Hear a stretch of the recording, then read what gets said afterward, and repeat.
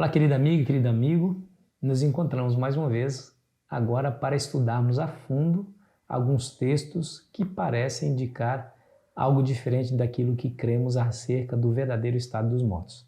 Obrigado por que está aí comigo e nessa semana você precisa compartilhar esses vídeos com as pessoas que não conhecem esse assunto, a fim de que eles também possam estudar esse assunto e compreender esse tema tão importante para a nossa vida.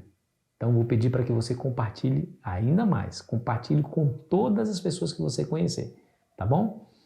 Se você ainda não é inscrito no nosso canal, se junte a nós, para que juntos possamos alcançar essas pessoas. Ao se inscrever, você fortalece o nosso canal aqui. Se no final você gostou do conteúdo, não se esqueça de deixar o seu gostei.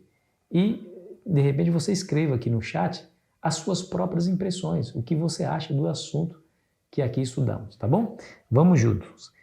O rico e Lázaro. Nós vamos ver agora uma parábola que é usada aí pelos estudiosos da Bíblia acerca desse assunto, para tentar comprovar a imortalidade da alma. Bom, você conhece a parábola. Havia dois homens, um muito rico e um muito pobre. O rico se banqueteava, comia do bom e do melhor, e o pobre ficava na sua porta esperando que pudesse se alimentar com as migalhas caindo da sua mesa. E ele tinha muitas feridas, muitas chagas, e diz a Bíblia que os cachorros lambiam as suas chagas. Por fim morreu Lázaro e morreu o rico. Lázaro foi para o seio de Abraão, diz a Bíblia, e o rico foi para o tormento do fogo do inferno. Coisa interessante, né? E houve ali uma conversa entre eles. E diz aí no verso 23 do capítulo 16 de Lucas: No inferno, estando em tormentos, levantou os olhos e viu ao longe Abraão e Lázaro no seu seio.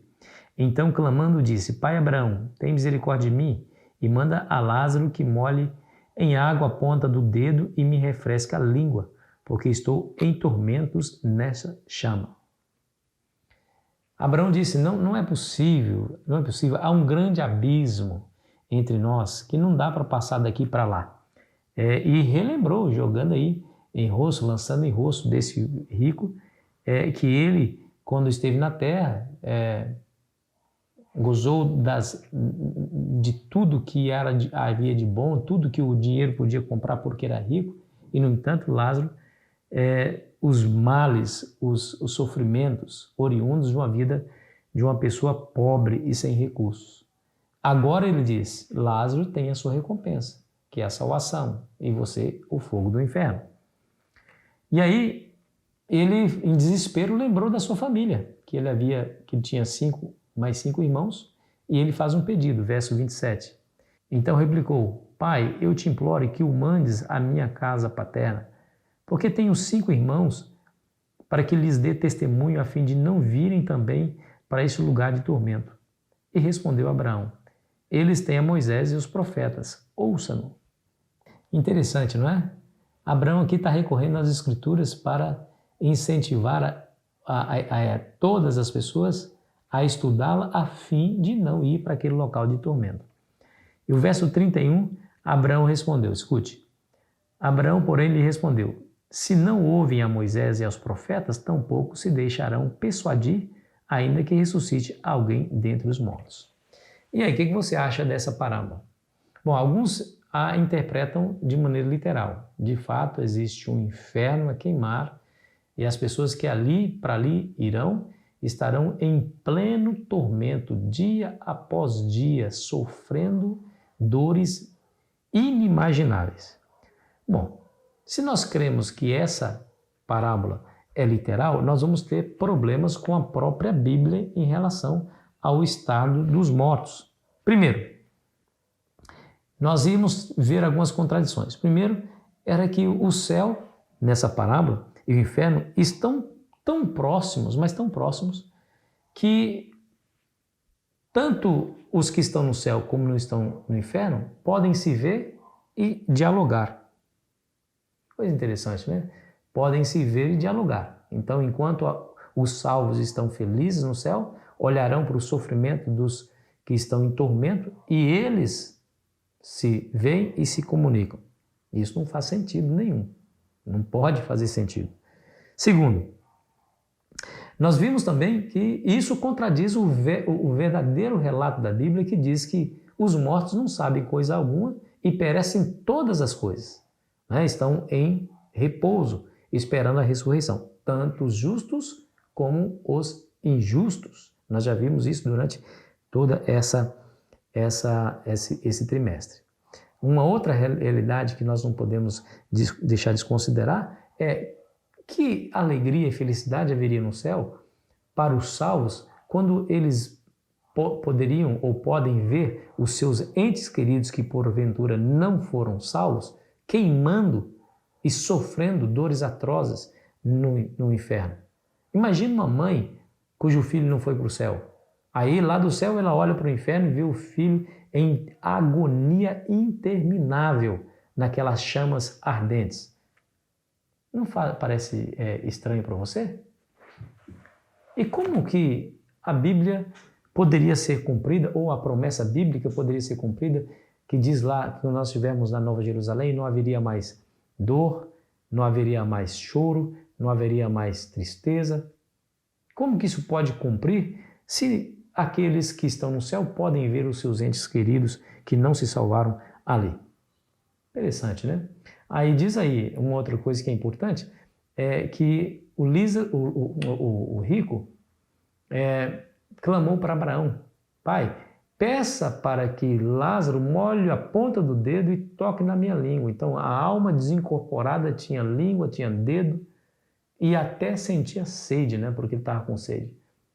Algumas coisas que contradizem o verdadeiro estado dos mortos. Bom, nós não acreditamos, meu amigo, que essa é uma parábola literal. Esse foi um recurso didático de Jesus ao ensinar verdades que talvez não seriam entendidas de outra maneira.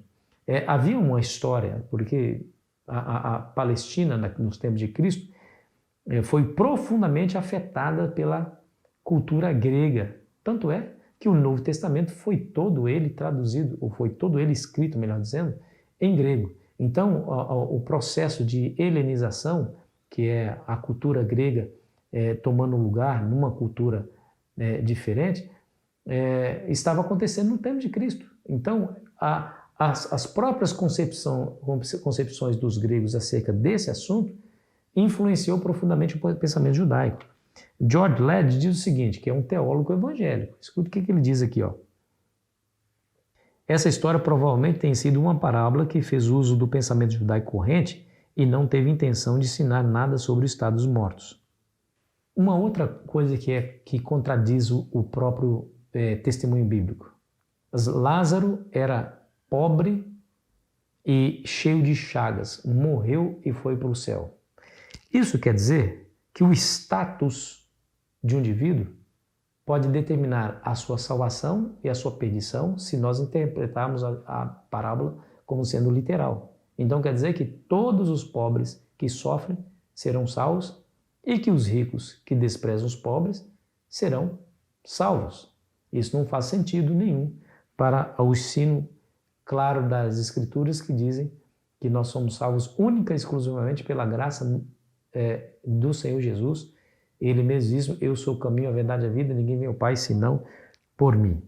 E qual é o ensinamento, então, que devemos aprender dessa parábola? Jesus foi muito claro ao dizer, aqui no versículo 31, o versículo 30, versículo 29, respondeu Abraão: eles têm Moisés e os profetas, ouça-nos.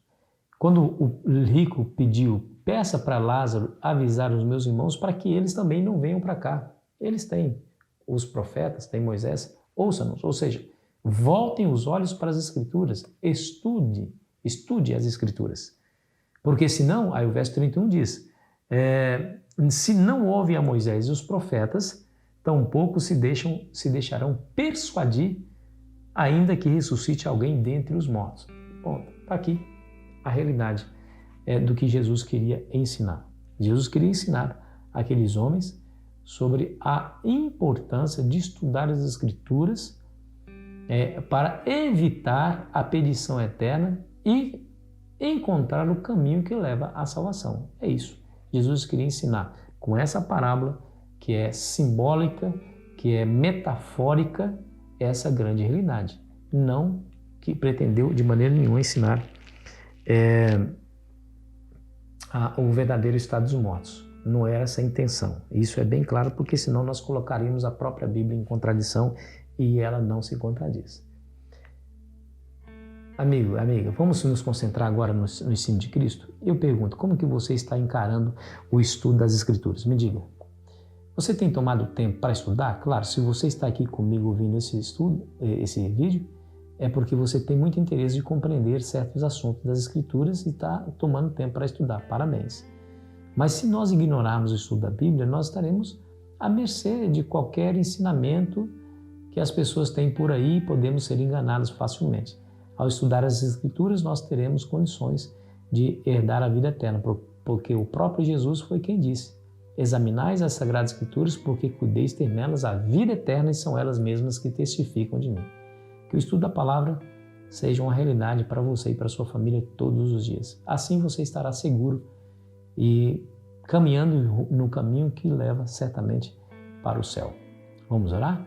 Querido Pai Celestial, obrigado por sua bênção, Senhor, ao nos dar a Tua palavra, que é uma verdadeira carta de amor a nós, seres humanos. A sua revelação é maravilhosa. Pedimos que o Senhor nos dê o espírito de sabedoria, ilumine nosso coração, o nosso pensamento para compreendermos a Tua palavra, hoje e sempre, em nome de Jesus. Amém. Foi muito bom estar com você, querido amigo, querida amiga. Amanhã continuaremos aqui a nossa jornada espiritual e espero você ansiosamente. Aproveite bem o seu dia.